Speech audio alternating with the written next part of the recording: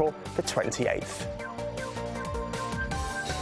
Next, let's finish with jazz music, and this is the Jazz Dance Orchestra. Take a look at Nastya in action. She's a great singer. Basically, the band was formed in 2004, and they wanted to make a difference in the jazz scene here in Russia.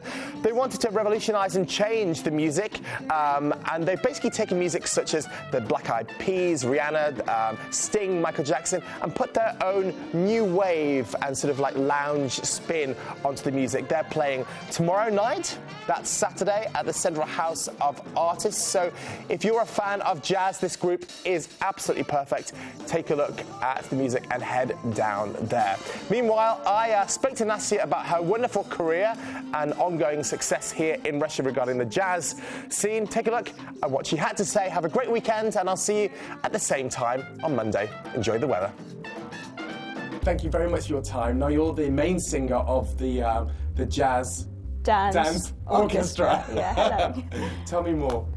Jazz Dance Orchestra is quite a popular band in Russia and Moscow because we made loads of popular songs sound like really jazzy and nice for musicians. That's why loads of musicians like to listen to us, not only, and obviously normal people as well. Okay, and you've got an event coming up. You obviously you constantly perform, but you've got a special event. Special event in the central hall in Russia of the paintings of artists in Russia, and we have it on 20th of April, 8 p.m. Yeah. Yeah.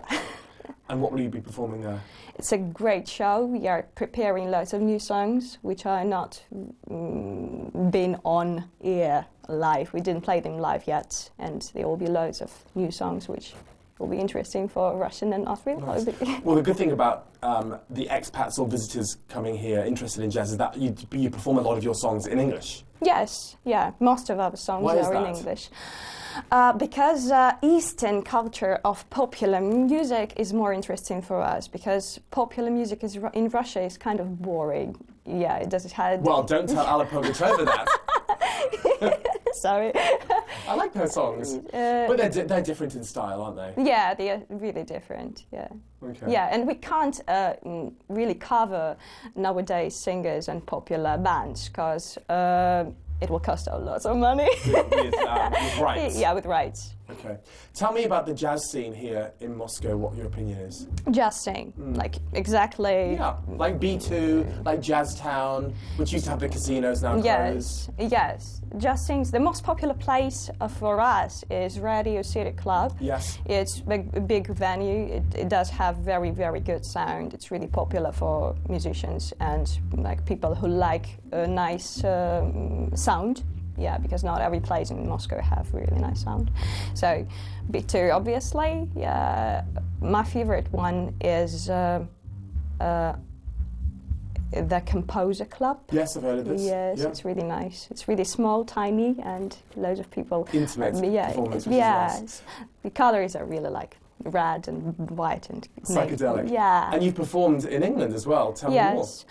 We've been invited with Russia House to London's Olympic Games, to the Hyde Park, and we played in Russia House. Yeah, and it was quite interesting because not only Russian people were listening to us, and it was interesting for English people to listen to us because it was not like very popular choruses of Russian, not balalaikas. Yes, it was kind of really close to English music, but it was not English exactly. It was a band from Russia, and loads of English people were listening to us, and it was like, cool. Wow. Yeah, that was really nice. Regarding singing, lots of people, you know, watching this interview might be interested in singing as a hobby even. Yeah. Do you think people can be taught how to sing? Or is it nurture or is it nature? What's your I know loads of people who are naturally nothing. And they, because they were working really hard, they started to sing quite impressive. And I know loads of people. There are many famous people whose names I can mention who are international performers. Yes. From America, Madonna, for example, who aren't that very good singers. Yes, you know? Exactly, yes. So there's maybe space for anybody to try their hand. Yes, yeah. Obviously, I think if you're lazy and you don't have a unique talent for you can't do that. You just can't.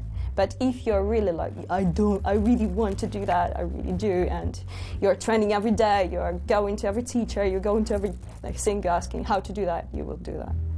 Yeah. How important was your classical training regarding the diaphragm and your larynx and your throat positions and your breathing and phrasing? How important is that? For me, for you, I don't use it quite often, but I. So it's just raw talent. Yes, I just make my student laugh when I do that. That's it. Yeah. And where can expats and visitors or locals watch you actually perform here in Moscow? Here in Moscow, you can visit jazzofficial.com and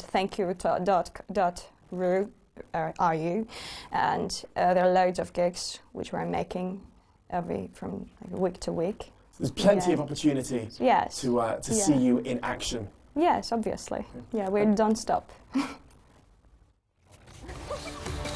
Now let's